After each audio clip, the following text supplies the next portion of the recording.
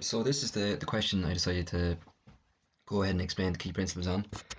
So I've created a dynamic resource to further explain these key principles.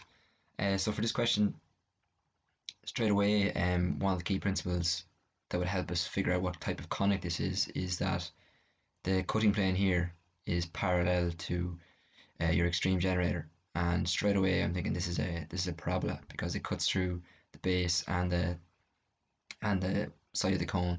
So that's what's going to give us a parabolic shape. So if I go into the model I've made, so you can see this is your cutting plane, your cone there, and your cutting plane. And I've made it in a way that there's no dimensions or anything like that, so it's all relative to just to the key principles. So if I move that along the cutting plane, no matter where I cut, I'm going to get this parabolic shape here, parabolic curve, and it's going to show us exactly what it would look like. This would be great for students because they can come in and they can see how this focal sphere is always um, tangential to both the extreme generators of the cone and to the cutting plane. So no matter where I move that, it's always tangential to both sides, to three sides.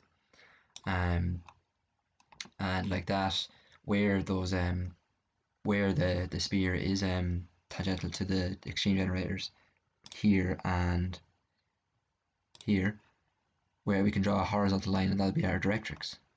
And our directrix is here then on the sketch on the side. So little things like that can really help us just explain further key principles. Another thing I could show is if I was to actually show what this parabola would look on the cone. So if I make a cut along this cutting plane, so imagine that I'm slicing it like a knife. I already have it done earlier. So I've cut that there now, and I should see this shape should have the exact same measurements and everything. So if I move that across, students will be able to do this, and I click on it, and I look at it normal, I can see straight away that parabolic shape, parabolic curve.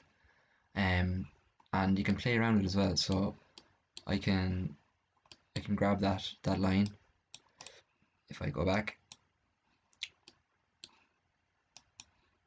and if I can grab that line and I can move it along, so I can change the shape of the parabola. I can change where I'm going to cut, and the software will allow me to see that both in the drafted form and in a little physical resource. So it really does help with visualization as well.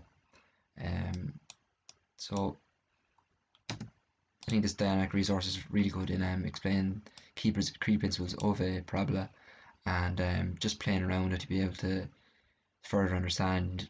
We have our vertex here, how that would look in this view, and we have our focal points, our directrix, all perpendicular to the cutting plane. And yeah, I think this will really help with student engagement and understanding of any key principles.